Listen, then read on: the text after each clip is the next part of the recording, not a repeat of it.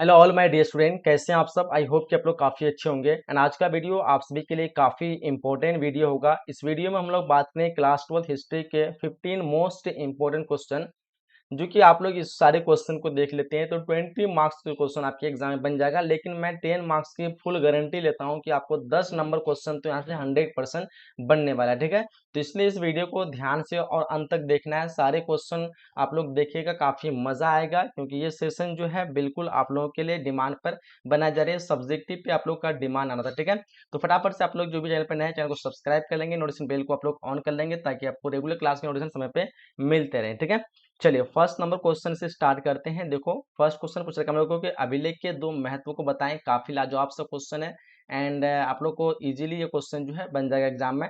अभिलेख के दो महत्व को बताएं, अगर आप अच्छे से समझ लेंगे तो। ठीक है, तो क्या होता था कि पुराने जमाने में जो कोई पुस्तक वगैरह नहीं मतलब होती थी, लेकिन उस तरह का अंश इतना नहीं मिला जितना अभिलेख से हमें जानकारी मिलती है। ठीक है, क्या होता था कि अभिलेख जो कोई पत्थर हो गया, भवन हो गया, ठीक है, उसमें क्या होता था कि खोद करके उसमें कुछ लिखी होती थी।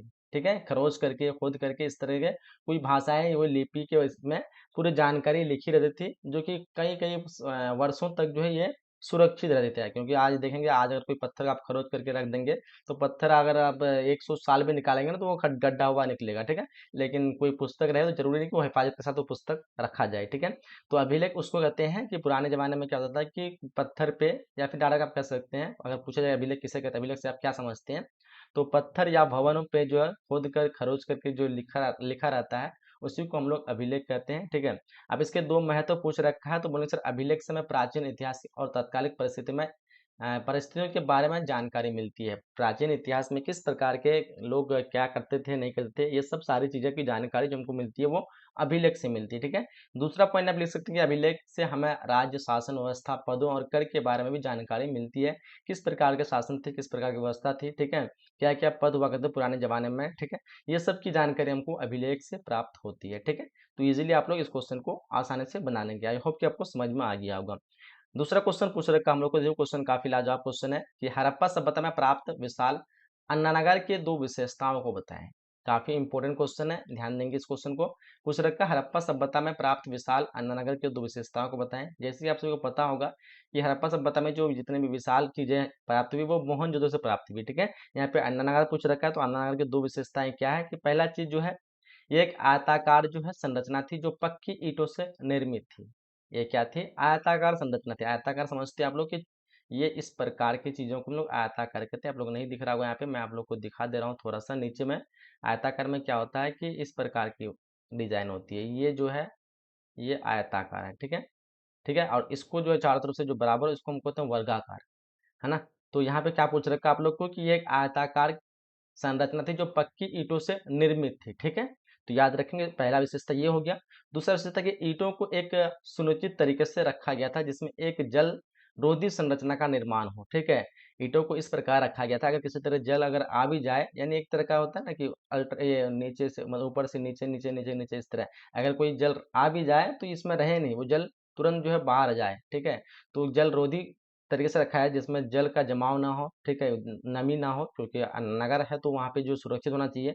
तो क्या पूछ रखा है, ईंटों को सुनियोजित तरीके से रखा गया जिसमें एक जलरोधी संरचना का निर्माण हुआ हो। तो ये दो तरीके आप लोग को लिख देना है, दो पॉइंट किसके लिए, तो हड़प्पा सभ्यता में विशाल अन्नानगर की दो विशेषताओं में। ठीक है, आगे बढ़ते हैं। क्वेश्चन नंबर तीसरा को देखो, पूछ रखा हम लोग को, अशोक द्वारा धर्म प्रचार हेतु किए गए दो उपायों को लिखिए। देखो क्वेश्चन पूछ रखा है, अशोक द्वारा धर्म प्रचार हेतु किए गए दो उपायों को लिखें।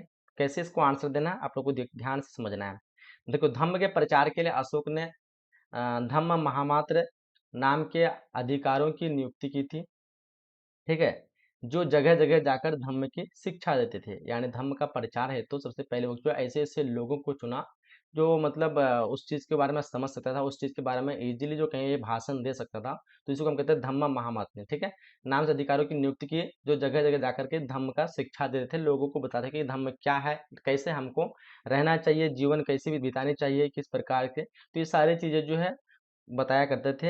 एक पहला पॉइंट ये हो गया, किसके द्वारा, तो धम्म महामंत्र को नियुक्त करते थे और उसके द्वारा अलग अलग जगह तक फैलाते थे। ठीक है, दूसरा क्या, इसके अतिरिक्त अशोक ने अपने संदेश कई स्थानों पर शिलालेख और स्तंभों में खुदवाया था। ठीक है, बहुत सारे शिलालेख बनाए, स्तंभ जो बनाए, स्तंभ में क्या हुआ कि स्तंभ रहा, उसमें खोद खोद कर मतलब खरोच खरोच करके लिख दिया कि स्तंभ जब तक रहेगा तब तक जो है जहाँ जहाँ लोग जो दिखेगा इसके बारे में उसको जानकारी मिलती रहेगी, है ना। जिस तरह अभी देखते हैं हम लोग रोड सड़क वगैरह कहीं बनती है तो उसके बारे में जानकारी दी रहती है एक बोर्ड में इस तरह से। तो उसी तरह जो है स्तंभ लग करके क्या होता था अशोक के टाइम पे, उस टाइम पे जो है धर्म के प्रचार के लिए जो है वो स्तंभ बना करके सारी चीजें जो है दिया करते थे, ठीक है। तो चलिए आगे बढ़ते हैं हम लोग। नेक्स्ट क्वेश्चन, क्वेश्चन नंबर 4 पूछ रखा है हम लोग को कि मगध साम्राज्य के उत्थान के दो महत्वपूर्ण कारक बताएं। काफी इंपॉर्टेंट क्वेश्चन है। मगध साम्राज्य के उत्थान के दो महत्वपूर्ण कारण क्या है? तो मगध की भूमि जो है बहुत उपजाऊ थी। इसका जो मुख्य कारण क्या है? मगध की भूमि जो बहुत उपजाऊ थी, इसलिए यहाँ पे एक उत्थान का एक ये कारण होता है। दूसरा कारण ये है कि मगध तीन तरफ से नदियों से घिरा हुआ था। तीनों तरफ से उसके जल की इजीली जो है जरूरतें हो जाती थी और साथ ही साथ जो है एक तरह का सुरक्षा भी होती थी, जल्दी कोई आ नहीं सकता था, ठीक है। उत्थान का मतलब होता है कि एक होता है ना कि किसी तो कैसे कैसे आपको समझाएं, जैसे मान लीजिए कि कोई चीजें हैं, ठीक है, लोग हैं, बस्ती है। अब ये बस्ती क्या होगा, अगर यहाँ पे धीरे धीरे कुछ सालों तक रह रहा है तो हो सकता है कि इसको सुविधा नहीं मिले और ये खत्म हो जाए, तो इसको हम पतन कहते हैं, ठीक है ना। तो पतन का सीधा जो उल्टा होता है उत्थान। अगर मान लो छोटी सी बस्ती है और धीरे धीरे जल करके ये बहुत बड़ा बस्ती का रूप ले लिया, इसको हम कहते हैं उत्थान। तो समझ में आ गया उत्थान और पतन में अंतर। पतन का मतलब खत्म होना, उत्थान का मतलब और भी जागरूक होकर बढ़ जाना, विकसित हो जाना, ठीक है। तो उसी तरह से मगध साम्राज्य के उत्थान के दो महत्वपूर्ण कारण थे। एक तो मगध की भूमि उपजाऊ होती और मगध तीन तरफों से नदियों से घिरा हुआ था, जिसमें चारों तरफ से उसको सुरक्षा मिल जाती, पानी मिल जाती, फसल मतलब क्या कहते हैं कि उसको कृषि करने के लिए, क्योंकि उपजाऊ तो पहले से थी। तो ये दो कारण आप लिख सकते हैं। बाकी जो है लोहा की बहुत वहाँ पे प्रचुर मात्रा में मिला और क्या कहते हैं जंगल मतलब मिल गया, जानवर वगैरह इजीली मिल गए। तो ये सब बहुत सारा कारण है। फिलहाल यहाँ पे आपको दो पूछ रखा है, ठीक है। आगे क्वेश्चन नंबर 5 पूछ रखा है हम लोग को कि महाभारत में वर्णित विवाह के विभिन्न प्रकारों महाभारत में वर्णित विवाह के विभिन्न प्रकारों में से किन्हीं चार का नाम बताएं। काफी लाजवाब क्वेश्चन है। चलिए फटाफट से देखिए इस क्वेश्चन का आंसर आप लोग किस तरह देना है। तो पूछ रहे महाभारत में वर्णित विवाह के विभिन्न प्रकारों के बारे में लिखना है, तो किन्हीं चार के बारे में। तो किन्हीं चार का नाम क्या होगा कि महाभारत में वर्णित विवाह के 8 प्रकार होते हैं। कितने प्रकार होते हैं? 8 प्रकार। इनमें से आपको चार पूछ रखा है तो चार ऐसे लिख सकते हैं। आर्ष विवाह, प्रजापति विवाह, गंधर्व विवाह, असुर विवाह, ठीक है। 8 प्रकार जो है यहाँ पे, लेकिन आपको चार अगर लिखना है तो आप लोग आठों को याद कर लीजिए। इसमें से आप लोग चार इजिली लिख लीजिएगा, ठीक है। आर्ष विवाह, प्रजापति विवाह, गंधर्व विवाह, असुर विवाह। उसके अलावा है राक्षस विवाह, पैशाच विवाह, ब्रह्म विवाह, दैव विवाह। तो ये 8 प्रकार के विवाह है। क्वेश्चन एग्जाम पूछा जाता है कि महाभारत के अनुसार विवाह, महाभारत में कितने प्रकार के विवाह का वर्णन है? तो 8 प्रकार के विवाह का वर्णन है। ऑब्जेक्टिव में अक्सर एग्जाम में क्वेश्चन पूछा जाता है। आगे बढ़ते हैं। क्वेश्चन पूछ रखा हम लोग को वैद कितने हैं, इनके नाम लिखिए। बताओ फटाफट से। वैद के बारे में पूछ रखा, वैद कितने हैं, इनके नाम लिखे। तो डेफिनेटली को पता होना चाहिए कि वैद जो है वो चार है। कितने वेद हैं? तो वेद कितने हैं? चार है। नंबर 1 ऋग्वेद, यजुर्वेद, सामवेद, अर्थवेद। याद रहेगा। तो वेद कितने हैं? वेद कितने हैं? चार है। एग्जाम में ऑब्जेक्टिव में आपको क्वेश्चन पूछा था कि वेदों के कितने प्रकार होते हैं? तो चार होते हैं, ठीक है। इन चारों वेदों को समूह के रूप में चतुर्थ वेद के रूप में जाना जाता है। इन चारों वेद को समूह को हम क्या कहते हैं? चतुर्थ वेद कहते हैं, याद रखिएगा। आगे बढ़ते क्वेश्चन नंबर 7 को देखिए। क्वेश्चन 7 क्या पूछा रखा हम लोग को कि मुगल कालीन चार सिक्कों के नाम बताएं। काफी लाजवाब क्वेश्चन है। मुगल कालीन के चार सिक्के इसे बताएं जो उस समय बहुत प्रचलित हुआ करता था, ठीक है। तो मुगल कालीन के काल में प्रचलित चार सिक्के ये थे, क्या क्या थे? तो नंबर 1 सोने की मोहर है। ये हम लोग जो चलाते हैं उसका सिक्का नहीं, 1 रुपये 2 रुपये। सोने के मोहर से जो है उसकी जो है कीमत बहुत ज्यादा होती है। उसके बाद चांदी का रुपया होता था, उससे कम होता था। तांबा के दाम इसके और भी कम होता है। फिर अशरफी मोहर है। तो इस तरह के जो चार प्रचलित जो है सिक्के का इस्तेमाल करते हैं लोग कोई सामान को खरीदने में, किसी को देने में। इस तरह करके ये जो है चार प्रकार के सिक्के आप लोग को यहाँ पे याद रख लेना है। सोने की मोहर, चांदी के रुपया, तांबे के दाम, अशरफी यानी मोहर। तो ये आप लोग इजीली, आई होप कि आप लोग को याद हो गया होगा, है ना। तो चलिए हम लोग फिर अगले नेक्स्ट क्वेश्चन की तरफ बढ़ते हैं। अगला क्वेश्चन कह रहा है हम लोग को फतेहपुर सीकरी में बुलंद दरवाजा क्यों और किसने बनवाया था? काफी इंपॉर्टेंट क्वेश्चन है। पहला क्वेश्चन है क्यों बनवाया था और किसने बनवाया था। देखो क्या हो जाएगा आंसर कि फतेहपुर सीकरी में बुलंद दरवाजा का निर्माण मुगल सम्राट अकबर ने 1575 में करवाया था। किसने करवाया था पूछ रहा है, किसने बनवाया था। तो उन्हें फतेहपुर सीकरी में बुलंद दरवाजा का निर्माण मुगल सम्राट अकबर ने बनाया था। कब बनाया था? तो 1575 में। ये गुजरात पर अपनी जीत के उपलक्ष्य में बनाया था। बोले आप क्यों, यहाँ क्वेश्चन जो पूछा उसके लिए आपको क्या बताना है। क्योंकि जो है अकबर ने गुजरात में विजय प्राप्त की थी, अपना जीत हुई थी, उसी जीत की खुशी में क्या बनाया था? तो बुलंद दरवाजा बनाया था, ठीक है। इसमें क्या है कि यह जामा मस्जिद का मुख्य प्रवेश द्वार है। ये क्या है? जामा मस्जिद का मुख्य प्रवेश द्वार है। इसकी एक खूबी यह है कि बुलंद दरवाजा दुनिया का सबसे ऊंचा प्रवेश द्वार है। क्या है ये बुलंद दरवाजा? दुनिया का सबसे ऊंचा प्रवेश द्वार है। इसे बनाने में करीब 12 साल का समय लगा। इतनी सारी चीजें आप लोग को याद होना चाहिए।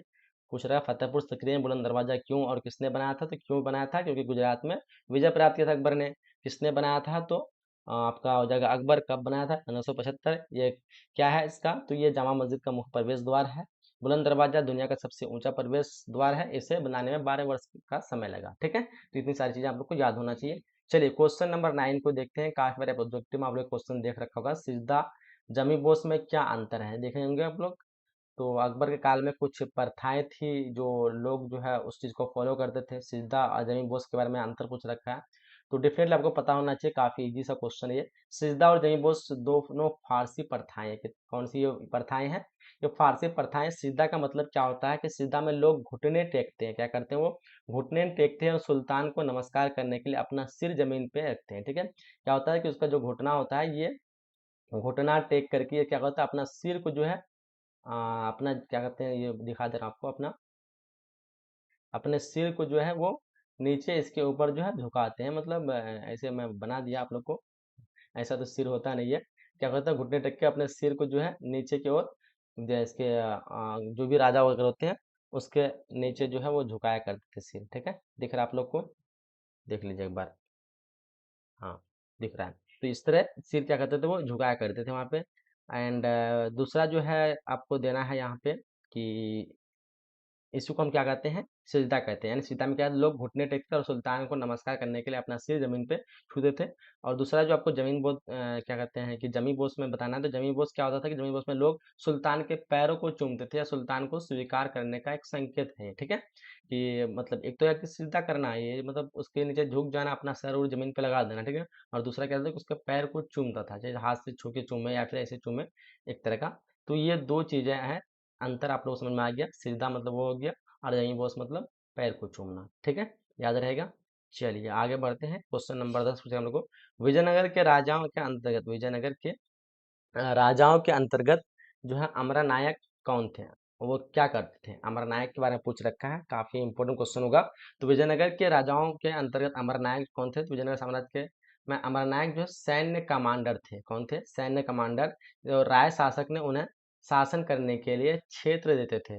विजयनगर जो शासक होते अपने आप को राय कहलाते थे। ठीक है, तो वो क्या करते थे, सैन्य कमांडर को कुछ कुछ क्षेत्र दे देते थे कि इस क्षेत्र की देखभाल तुम्हें करना है। तो पूछ रखा आपको विजयनगर राजाओं के अंतर्गत अमरनायक कौन थे? तो वही होते थे जो सैन्य कमांडर होते थे। ठीक है, विजयनगर साम्राज्य में अमरनायक सैन्य कमांडर थे।